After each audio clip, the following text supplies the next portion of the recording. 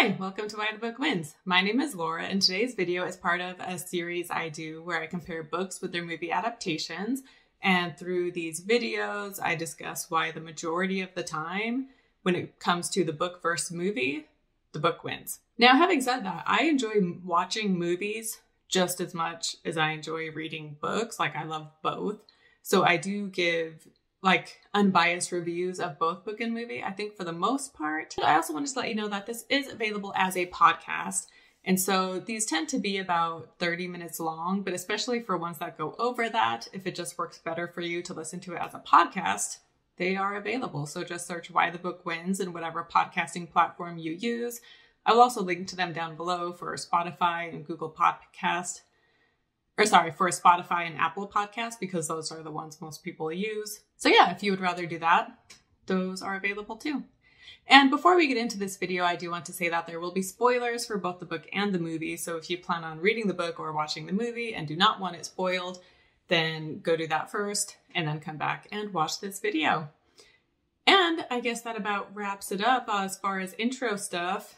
Aside from, I would love it if you subscribe to my channel if you love book-related content, and I share my book collection of vintage books and special edition books like Easton Press and Folio Society and all that stuff. So if you're into books or movies, but definitely I think my channel leans more towards books, but I might get more into movies as time goes on, but for now I'm leaning more towards books. Anyway, if that interests you, you should definitely subscribe to my channel.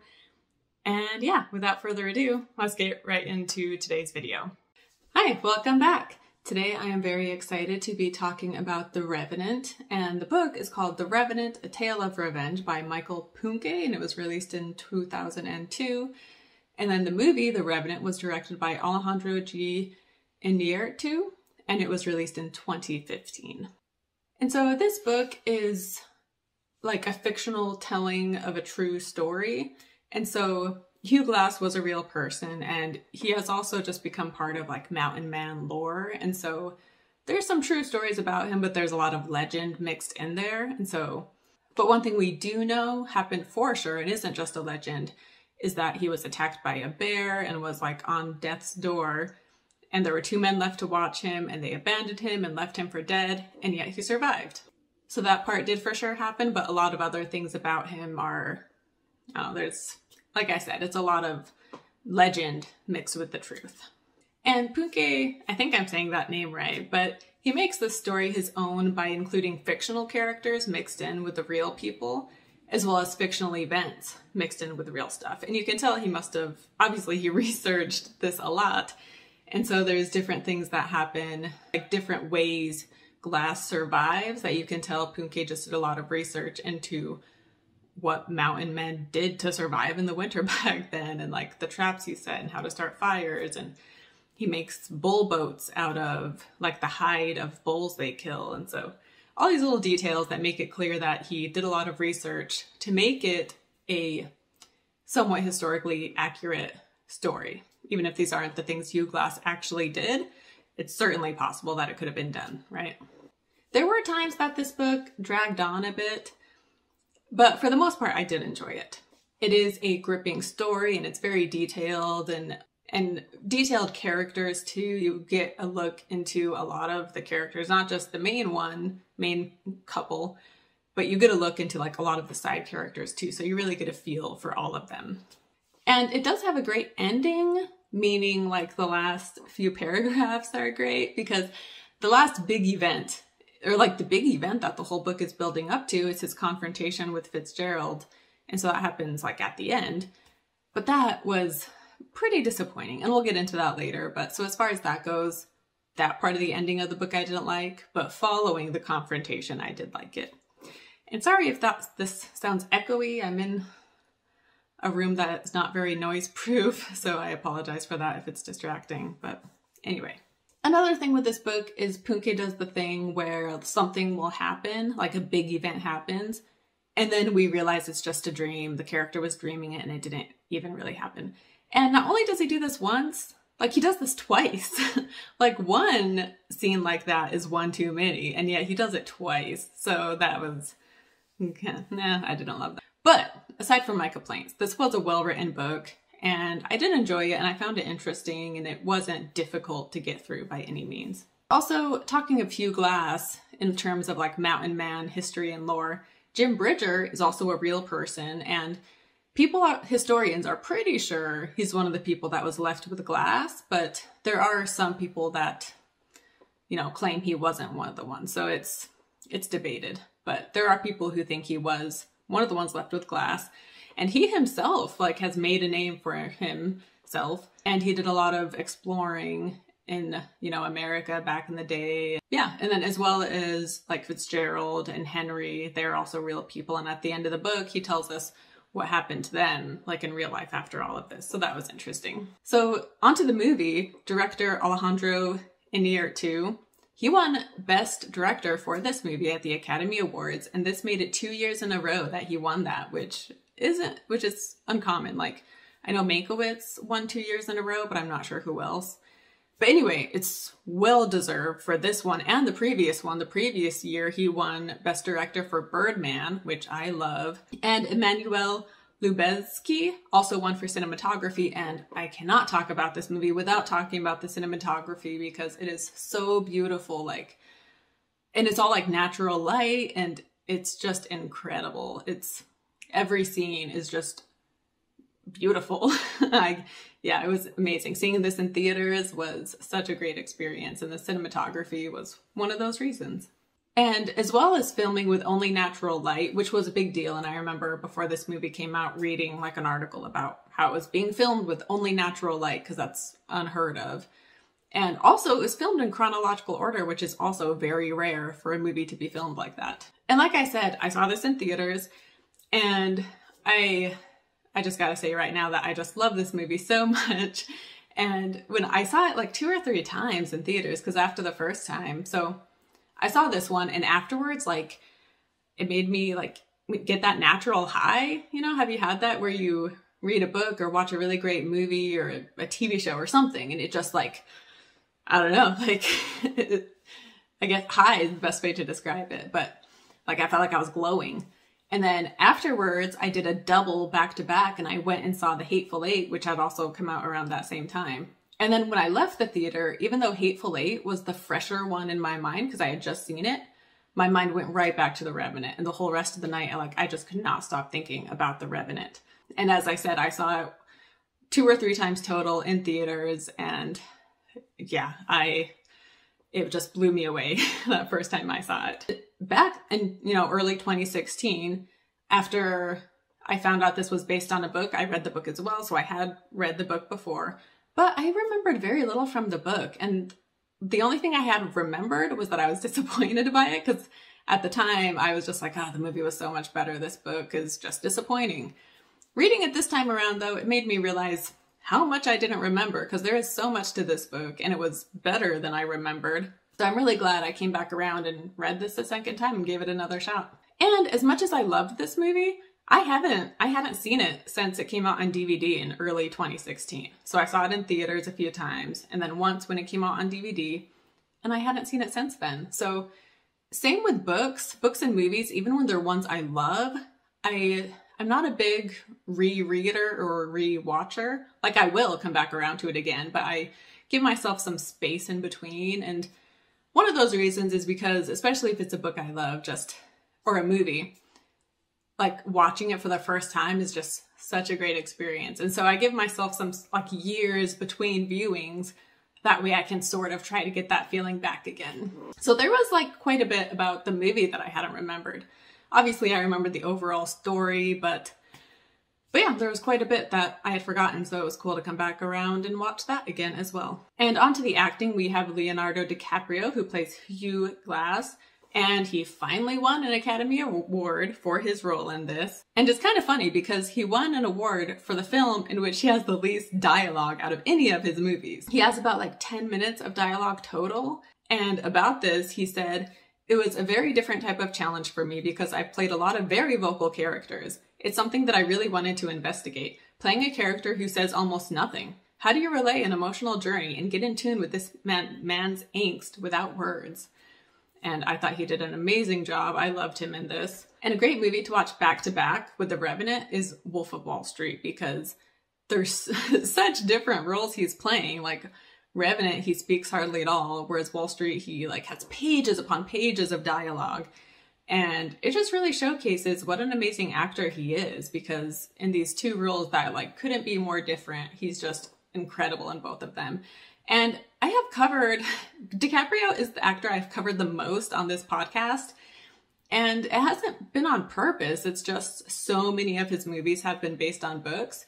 And he's been in a lot of really good movies. So they've been ones that I've wanted to read the book for. So yeah, this is like my 5th one or something. Like relatively speaking, that's a lot. It's like 5, maybe 6. I should have counted, but yeah, I cover him a lot on here. And I was actually thinking maybe when I get more, like maybe when I've covered 10 by a single actor, I could do a video podcast where I rank their adaptations, I guess, the adaptations they've been in. But I don't know, sometimes it can be hard to compare certain movies because maybe they're both so good, and even though they're both so different, so it's like comparing apples and oranges, but I don't know. Anyway, we'll see about that. Also, Christian Bale, there was early talk of him playing Hugh Glass, and I think he would have been great, so it really would have been a win-win either way. And then we have Tom Hardy, who plays Fitzgerald, the man. So Bridger and Fitzgerald are the two that were left behind with him, which I forgot to do a synopsis in here, but Bridger and Fitzgerald were left behind with Glass to help, like they thought he was going to die. So Captain Henry paid 2 men to stay behind with Glass, and so stay till he dies and then give him a proper burial. But instead they ended up abandoning him and robbing him and leaving him for dead. And Fitzgerald was one of the men, and he is the like the instigator into leaving him, whereas Bridger was just young and weak and just kind of went along with what Fitzgerald wanted to do. But so anyway, Tom Hardy plays like the villain of the movie, who is Fitzgerald, and he is incredible in this. And he was also nominated for an Oscar, however he did not win. This is the 3rd Hardy movie I've covered, so that actually is a fair amount as well. So I love him. He's an amazing actor. He embodies every role he plays. And also, I read that he does not read his scripts beforehand for the most part, whereas he did read this one because DiCaprio like sent it to him and was like, you have to read the script, you have to do the role of Fitzgerald. But yeah, so I thought that was kind of interesting. And yeah, Fitzgerald, he just plays him so well. Like, there's the part in the end where they're having their like final battle, and Glass like cuts off some of Fitzgerald's fingers, and rather than like yelling or like being in pain or something, Fitzgerald just seems annoyed by it. So, and then you have the scene where Bridger, like Fitzgerald wants to leave him, and Bridger is like, but he's not dead. Like, we can't leave, he's not dead. We haven't buried him. And so Fitzgerald is like, we haven't buried him? Well, okay. And he starts dragging Glass into this shallow grave they had started digging, and he's still alive, and yet he starts like putting dirt on him.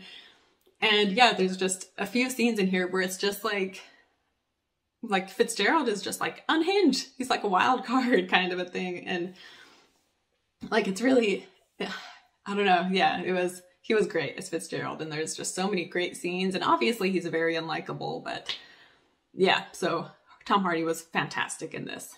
Speaking of Bridger, we have Will Poulter, who plays him, and I don't think I've ever seen any movies with Will Poulter aside from this one that I can think of, but he was perfect as Bridger. And then Domhnall Gleeson plays Captain Henry, and overall I think he is well cast. In the book it talks about how bad luck just follows Henry, and there is just like this metaphorical cloud over him and his men. And I think Gleeson did a good job portraying that just like downcast and discouraged vibe of this guy who just never gets any luck.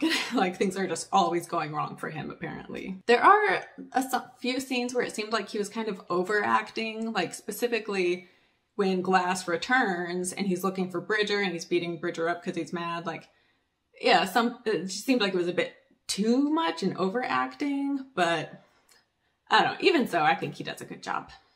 And so on to just like the legend of Hugh Glass. As I said, people don't know specifics about this event, aside from the fact that he was attacked by a bear and abandoned, but he survived. And so the specific events that happen from the time he's abandoned to the time he gets to Fitzgerald, like, it's different from book to movie. Like, there might be some similarities, but overall, like, they stray. And I don't mind this because, yeah, like, the author Punke, he didn't know for sure what Glass did. He was just using his knowledge and created this story. And so the fact that the writer of the book and the director of the movie and the screenplay, that they had different events happen, it kind of adds to the Hugh Glass lore, the fact that both of them tell different stories of how he survived, if that makes sense. So I thought that was kind of cool that they did veer from each other. The movie has the scene where he like cuts open the horse and sleeps inside of it in order to like be protected while he's sleeping during the storm. And this was not in the book. However, it is like with Hugh Glass, it is said that that is something he had done. And I read that that is where George Lucas got the idea to have that scene in Star Wars, was because he had read a story about Hugh Glass doing that. So that's pretty cool. With the bear attack, like the movie does not hold back with that scene and like showing the condition Glass's body is in. And then there's also the scene later where he's drinking water, but it's just like coming out his throat. And so then he has to cauterize it, and then it's so painful that he passes out. And the book also like does not hold back. There is one detail in the book that the movie leaves out, and it's that the bear like messed up his scalp as well, and the movie doesn't have that. But in the book, so the guy who finds him after the attack is named Harris, and in the book this part reads, "But he had never seen human carnage like this. Fresh in the wake of attack. Glass was shredded from head to foot. His scalp lay dangled to one side, and it took Harris an instant to recognize the components that made up his face. Harris focused on the head. Glass at least deserved the dignity of wearing his scalp. Harris poured water from his canteen, attempting to wash away as much of the dirt as possible. The skin was so loose that it was almost like replacing a fallen hat on a bald man. Harris pulled the scalp across Glass's skull, pressing the loose skin against his forehead and tucking it behind his ear. They could stitch it up later if Glass lasted that long." So yeah, there's not just that, but there's a few other parts in the book where it's just like, doesn't shy away from those details. And then onto Glass's family. So this is like the biggest change from book to movie, is that in the movie, Glass has a wife and a son. And now we never meet the wife because she had died previously, like years before. But we do see her in like dreams and flashbacks. We do see a flashback too to when she was killed, because I guess like a white army, because she was a Pawnee Native American, and I guess like a white army came in and ruined where they were living, and so she was killed. And when the movie shows her laying on the ground, it has like a bird come out of her chest, like signifying like her spirit leaving her. And I thought that was just a really beautiful scene. And then later on, we see Bridger and Fitzgerald eating as they're on their way back to Henry. And we see a bird that has been killed that they ate, I guess, and that Fitzgerald ate. And it looks a lot like the bird that had represented her spirit. And so I wondered if that was done on purpose to like symbolize the kind of man Fitzgerald was in a way. But maybe it's just me. I don't know. Maybe I'm looking too much into it. Anyway, when he is attacked by the bear, his son is there with him, like helping the fur company. And so his son, of course, says that he will stay behind. And so he is there along with Bridger and Fitzgerald, whereas in the book it's just Bridger and Fitzgerald because there was no son. But anyway, in the movie, Bridger and Hawk, which is the name of Glass's son, they're off like doing something. And Fitzgerald tells Glass that he can like mercy kill him, basically. That way they can, you know, be on their way. And so he tells Glass to blink if he wants Fitzgerald to do that for him. And Glass does blink eventually. It takes him a little while, but he does blink, and it's a seemingly like purposeful blink. And so Fitzgerald starts to like gag Glass. And then when he's doing this, Hawk comes up, the son, and he thinks Fitzgerald is killing his dad. And so he starts yelling for Bridger, and Fitzgerald ends up stabbing and killing him. In the end, when they confront each other, Fitzgerald brings this up, and he's like, you know, like, we had a deal, you and I, and your son came in and he didn't understand, and I tried to explain it, but he wasn't listening, so I had to kill him. What other choice did I have? And then Glass yells that they had no deal. And that part I'm still, like, he did blink though. Like, was he not fully comprehending what Fitzgerald was saying? Or did he just need to blink? Because he would have to blink eventually, right? But so I'm still a little unsure about that, because it seemed like it was a purposeful blink. Like if he was just blinking because his eyes were dry, it would have been pretty brief, right? But he does this long blink.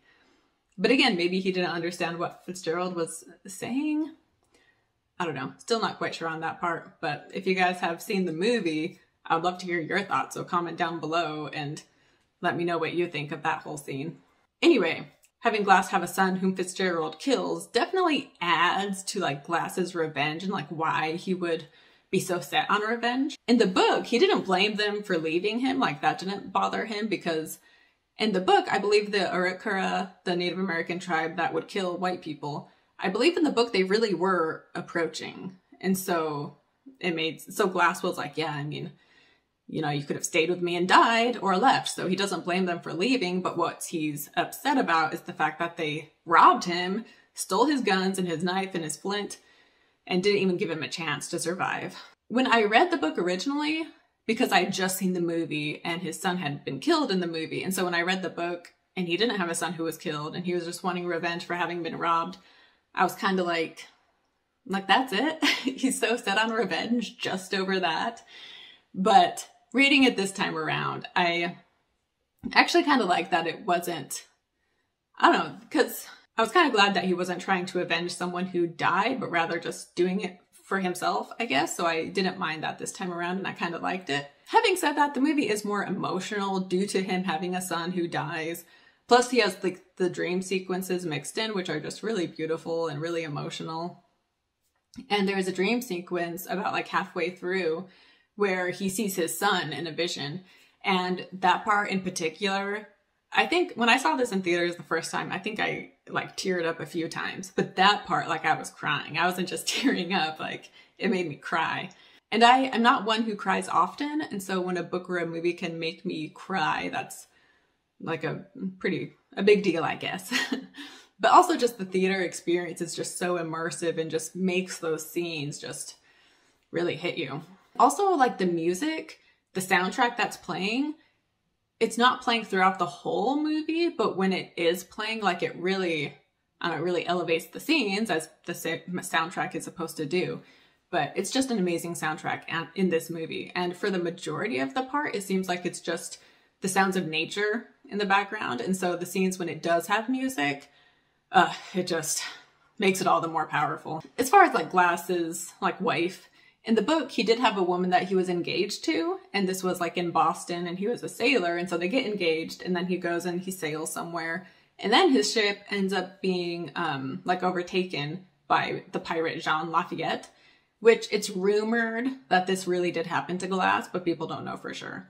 But anyway, so then he joins this pirate ship because it's either that or be killed, and he never ends up seeing this woman again. He does, like when he leaves the pirate crew, at some point, he writes home and he finds out that she had died of some kind of sickness. So that's that. In the book, we get a look into the thoughts, like inner thoughts and feelings of a lot of different characters, even minor ones. But one is Bridger. And in the book, we learn more about why, I mean, in the movie, we learn why he stayed with Glass, but in the book and movie, he stays for different reasons. And in the book, it reads, he remembered how the captain had patted him on the shoulder when the brigade departed, and how the simple gesture had filled him with a sense of affiliation, as if for the first time he deserved his place among the men. Wasn't that why he was there in the clearing, to salve his wounded pride? Not to take care of another man, but to take care of himself? Wasn't he just like Fitzgerald, profiting from another man's misfortune? Say what you would about Fitzgerald, at least he was honest about why he stayed. In the movie, it seems Bridger had like purer intentions. For one, it seems like he and Hawk were friends, which makes sense because they're around the same age with like all these guys who are much older. And when the captain says that he will pay the men who stay behind, like Bridger and Hawk have already volunteered. And so the captain is like, well, we need another man. And so Bridger and Hawk are like, you know, whoever stays behind can have our share of the money. And so then Fitzgerald volunteers because he wants the money. Whereas in the book, like Bridger never volunteered his money towards whoever else stayed. Like he wanted to keep his money basically. And then also like when they rob Fitzgerald, when Fitzgerald robs Glass, he takes Glass's knife and he gives it to Bridger, who keeps it. Like it's not like he felt so terrible he wanted to get rid of the knife. Like he kept the knife. So this also didn't happen in the movie. And in the movie, actually, Bridger has this canteen that he like had engraven on, and he leaves it with Fitzgerald, like as trying to do a nice gesture. And this ends up playing an important role because later the canteen is found and brought to the fort, and seeing the canteen is what makes Fitzgerald realize that Glass is still alive, and so he runs away. Whereas that whole canteen thing is left out of the book. Anyway, back to Bridger. So in the book, Glass he finds the fort where Henry and all of them are staying, and he comes in on New Year's Eve. And so he walks in and everybody's just like in shock. And he goes straight for Bridger and he starts beating him up. And then in the book it reads, "He looked down at Bridger and something unexpected began to happen. The perfection of the moment began to evaporate. Bridger looked back at Glass, and in his eyes Glass saw not malice but fear. Not resistance but resignation. Fight back, damn you, one twitch of opposition to justify the final strike." But he doesn't fight back, and he's clearly penitent. And so Glass leaves him alone. As he's beating up Bridger and like it seems like he's gonna kill him, someone like says to the Captain Henry, and they're like, "We should stop." But Captain Henry is like, "No, like this is for Glass to decide." Whereas in the movie, when Glass returns, Captain Henry is the one who seeks out Bridger and starts beating him up, and he wants to kill him, but he doesn't. And then afterwards, when he goes to talk to Glass, Glass tells Captain Henry that, you know, Bridger isn't to blame and that really it's Fitzgerald who is at fault. In the book, like, Glass is there at that fort for like a whole month, and during that time, Bridger avoids him. But then at the end, when Glass is about to leave, Bridger approaches him and apologizes, and Glass basically tells him to, you know, like, be your own man and don't follow a bad leader, basically. One last thing with Bridger, as far as like when he's with Fitzgerald after they abandon Glass and they're headed back to the fort, in the book, like their relationship, it reads, "The boy looked away, hating Fitzgerald for his bloodhound ability to sense weakness. Fitzgerald absorbed Bridger's discomfort like the nourishment of raw meat." And in the movie, both actors really convey this relationship they have, basically. So it was really well done. And in the book and movie, the Pawnee tribe is friendly towards whites, whereas the Arikara, also called the Ree, are not. In the book, we don't know much about the Arikara, which I think I'm saying that right, but I might be saying it wrong. But in the movie, though, the chief of this tribe, we see that he's looking for his kidnapped daughter. And so this helps give more background into them and him specifically, and why they are like attacking white people, basically, is because they're looking for his daughter. My one complaint, though, is that every time we go to this character, this chief, every time he brings up his daughter and that they're looking for his daughter and that she's been kidnapped, which the first couple times it's like, okay. But after, you know, like it's literally every time, like, we get it. His daughter is kidnapped. Like, are you worried we don't understand what's going on? Like, I don't know why the director felt the need to have that constantly be brought up, and as if we constantly needed to be reminded of it. So that was a bit much, in my opinion. And there are a couple scenes in the movie that just talk about how, you know, everything that's been taken from Native Americans. And there is one scene in particular where this Arikara chief is talking to the French guy and just talking about all they've been through, basically. And then there's another scene that's more just like ironic, I guess, if that's the right word. And it's when Bridger and Fitzgerald walk through like an abandoned tribe area, and Fitzgerald sees a watch and he goes to pick it up and he's like, "They're always stealing our stuff." Which, yeah, obviously white people stole everything from Native Americans, so making a point with that. So I thought it was cool that the director in there to, you know, put that, added those scenes to it, basically. And in the movie, as I said, Glass had been married to a Pawnee woman, and so his son is half Native American, and Glass speaks Pawnee. And in the book, in real life, this wasn't the case, and he didn't speak like a Pawnee language or anything. But in the book, there is a story about how before all this bear attack event happens, he does get like kidnapped by a tribe and he's going to be killed, but then like he uses, you know, his smarts to become friends with them, and then he just becomes part of this tribe and lives with them for a while, and he learns a lot from them. Later, when he's trying to survive after the bear attack, he comes across an abandoned like Native American area, and he sees a woman there who is blind, and so he finds a dog that he kills and he cooks it and he feeds her the meat and gives her some broth. And the next morning she's dead, and so he builds that thing to put her on top of. And another Native American sees him doing this, and he's like surprised that like this white man is giving her like a proper burial, proper funeral. And they see his back, and they like take a maggot off of his back and show him that he has maggots taking over his body. And he is so grossed out that he throws up. And then they take him back to their tribe, and their medicine man makes this concoction of like boiled bull urine mixed with gunpowder. And so they pour this on his back at different intervals, and Glass is in and out of consciousness throughout all of that. But once the process is done, his back has been, you know, cleaned of its infection, and he is on his way towards healing.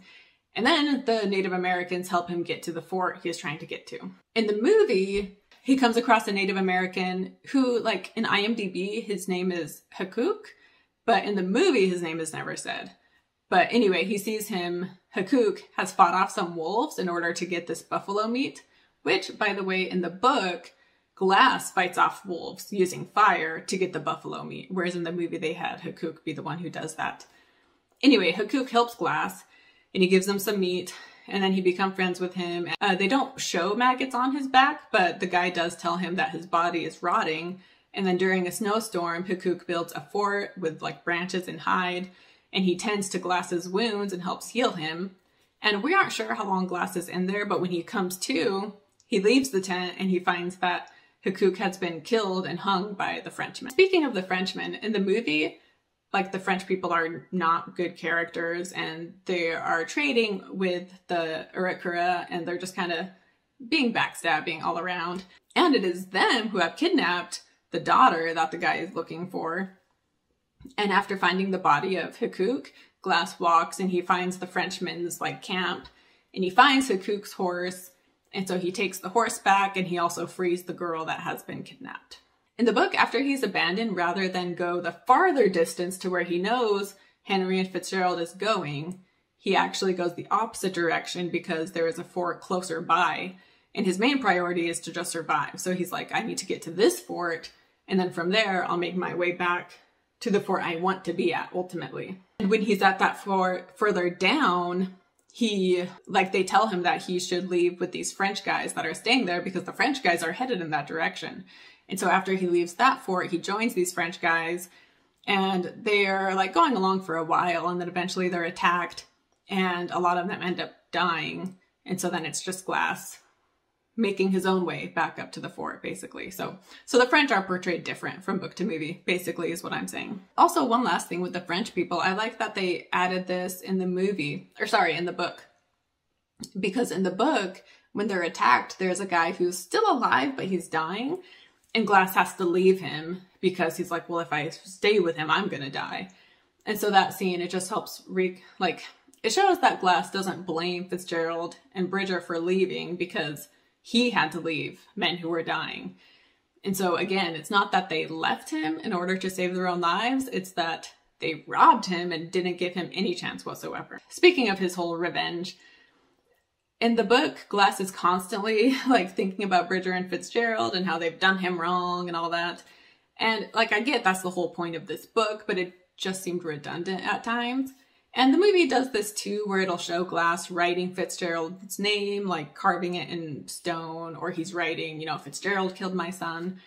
So, I mean, I get it, because maybe reminding himself of that, gives him the anger that he needs to continue on, right? But yeah, in the book, it just seemed like it was kind of overdone a bit. So onto Fitzgerald. In the book, Fitzgerald was tired of staying with Henry, and he was like, man, this is like a dead-end job, because like I said, bad luck just followed Captain Henry with everything. And so Glass ends up deserting the fort, and he leaves before New Year's Eve, before Glass appears. And so in the movie, he runs off because he knows Glass is alive. Whereas in the book, he ran off before, and he assumed Glass was dead. But the book, this was a cool scene, because Glass is really close to the fort. He just doesn't realize how close he is. And he and Fitzgerald hear each other passing in the night, but neither of them, gets close enough to see who the other is. So that was kind of a cool scene. And once Fitzgerald makes his way to a different fort, he hears about this badly scarred man that had been there. And that's when he realizes that Glass is still alive. As I said, Glass is up at that fort with Bridger and Henry. And then eventually in the book, he decides to go to another fort to try to find Fitzgerald. And when he gets to this other fort, he asks them about Fitzgerald, and they tell him that he's there. And he was actually in the army. He enlisted in the army because he got in a barroom fight and he killed the guy. And they were like, you can either go to jail or you can enlist in the military. And so he's still in that town and he's part of the military. And so Glass hears this and he tells the guy about what happened and that he needs to seek his revenge on Fitzgerald. And the guy basically tells him you're not in the wilderness anymore. This is a town. and we need to do this properly, so we will file like a complaint or whatever, and we'll do this properly and legally. Fitzgerald and Glass end up meeting in court, and they each tell their side of the story, and the judge, like Fitzgerald, puts on an act, and the judge buys it. And Glass is so upset at how things are going that he pulls a gun out and he shoots Fitzgerald, but it just hits his shoulder. And from there, Glass, they're upset that he pulled a gun out, so they take him and they put him in jail. And then eventually he's bailed out by a friend from this other fort he had been at.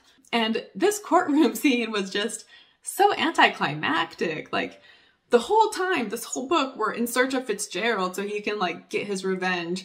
And then when he finds him, we're given, like, this boring courtroom scene. Like, this isn't even what happened in real life. This is what Pawnne made up. It's like, if you're gonna make up something, like, why would you have chosen this? Like, why not choose something more interesting and more satisfying? Like, come on. But in the end, like I said, this friend from another fort that he had met bails him out. He tells him that he should just move on with his life, but Glass is still just fixated on getting his revenge on Fitzgerald. And so then the man tells him, "There are none so deaf as those that will not hear. Why did you come to the frontier? To track down a common thief? To revel in a moment's revenge? I thought there was more to you than that." And so this kind of gets Glass thinking. And earlier in the book, Glass was looking at the stars and he found Orion, who I guess is known for seeking revenge. So here at the end, after his friend tells him this, Glass looks to the stars once more, but he can't find Orion. And the last paragraph reads, "Stars danced on the dark tower, the reflection like a marker of the heavens against the earth. Glass searched the sky for his beacons, but he found the sloping tails of Ursa Major and Ursa Minor, the steady comfort of the North Star. But where's Orion? Where's the hunter with his vengeful sword?" The brilliant sparkle of the great star Vega seemed suddenly to fight for Glass's attention. Next to Vega, he could pick out Cygnus, the swan. Glass stared at Cygnus, and the more he stared, the more its perpendicular lines seemed to clearly form a cross. The Northern Cross. That was the common name for Cygnus, he remembered. It seemed more fitting.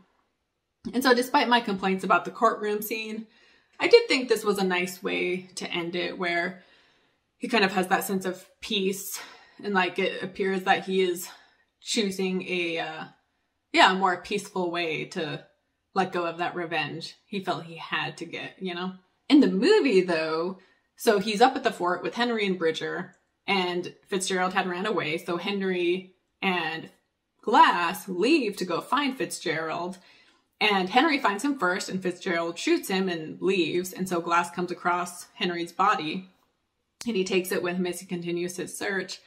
And then he later uses Henry's body and he props it up on a horse to make it seem like that's Glass. And so Fitzgerald shoots thinking he's killing Glass when really he's just shooting Henry again. And so Glass comes down, and when he's there looking at the body, Glass comes out from like pretending from hiding, and they have a fight. The hand-to-hand combat scene between them is brilliantly filmed and just wonderfully choreographed. And then, at one point while they're fighting, Glass has the upper hand over Fitzgerald, and Fitzgerald tells him, "You came all this way just for your revenge, huh? Did you enjoy it, Glass? Because there ain't nothing gonna bring your boy back." And then Glass reflects, and he thinks about Hikuc, the Native American, and because Hikuc had told Glass that his family had also been killed, but he told Glass, "My heart bleeds, but revenge is in the Creator's hands." And so Glass starts thinking about this, and as he's reflecting, he sees the Arikara across the river, and so he lets go of Fitzgerald and lets him float across the river, and then the Arikara end up killing him. The Arikara just continue riding past, and they don't harm Glass. He then sees the spirit of his wife, and she looks at him and then walks off, and we are left seeing Glass as he breathes. And it almost seems like he's about to die, but his breathing continues as we fade to black. And in the very last scene, Leonardo DiCaprio stares right into the camera. And so breath is often talked about, like with Glass and his wife and his son. And there's a specific line that says, "But you don't give up. You hear me? As long as you can still grab a breath, you fight. You breathe, keep breathing." And so I think that's why we have the breathing shown so prominently in the end. And he's still breathing, and so I think he does continue to live. Which, I mean, in real life, Glass did live, but yeah, in like the movie universe, I think Glass does continue to live. And yeah, the story isn't about his revenge, rather it's about learning that his revenge won't fix anything. And if his revenge was the focus of the movie, and if it mattered so much to him still at the end, he would have killed Fitzgerald himself. But he doesn't. And I love a good revenge story, even a revenge story where the person does indeed kill the people that they want revenge on. For example, the Kill Bill movies, she gets her revenge, and those are great movies.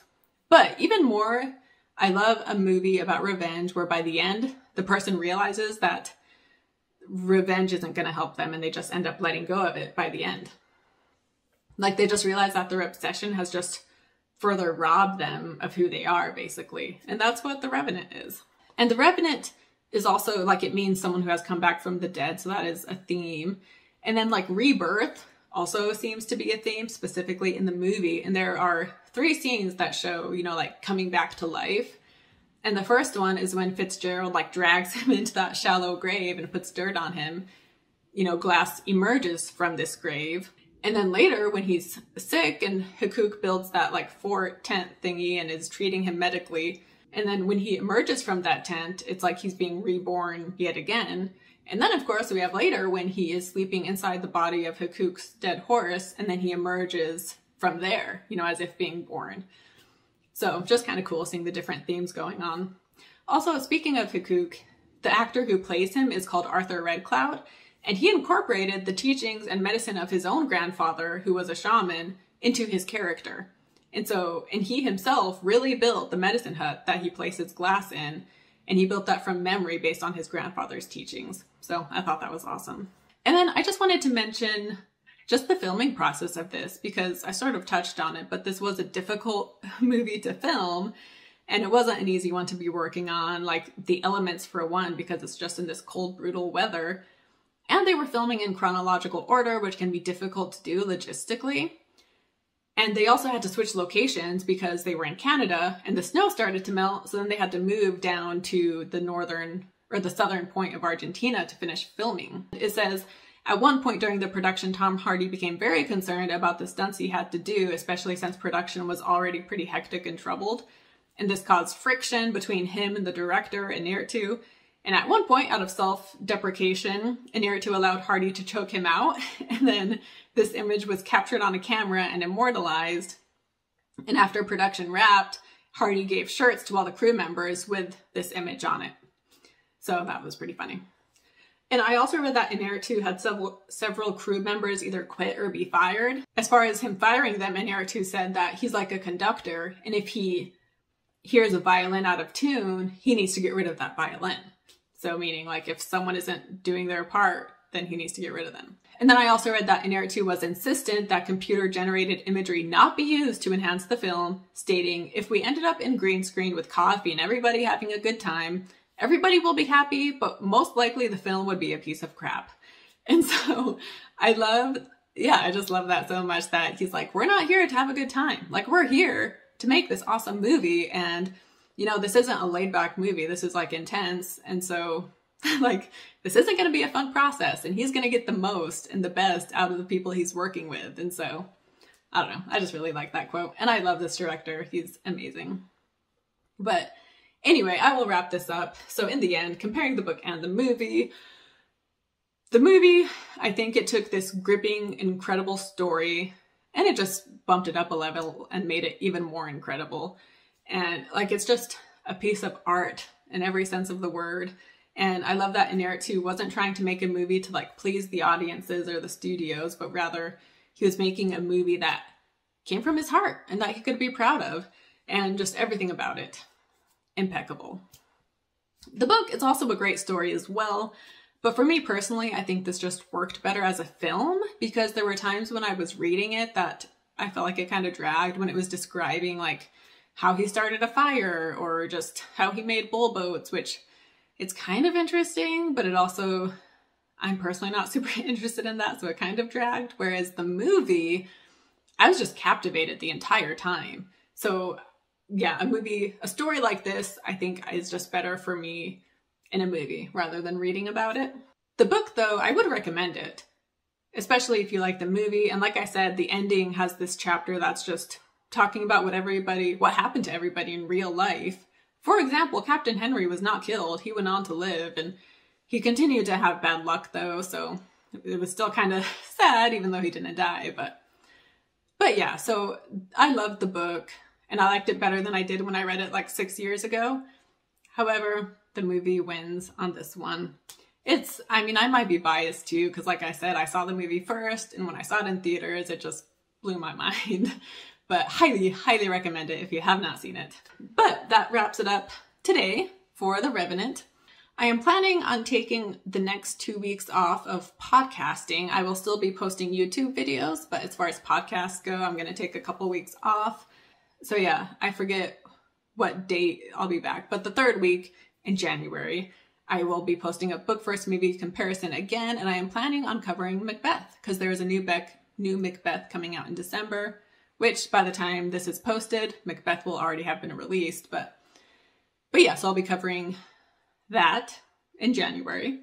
Thanks for watching this video, listening to this podcast, and I hope you guys had a great Christmas, and I hope you have a happy new year, and I hope everybody's 2022 is amazing and better than, 2020 was obviously tough, and then 2021, it's had its ups and downs, but here's to 2022. And once again, thank you for listening and supporting this podcast and this YouTube channel. If you are not subscribed, it would mean so much to me if you would subscribe. Thanks again, and I'll see you next time.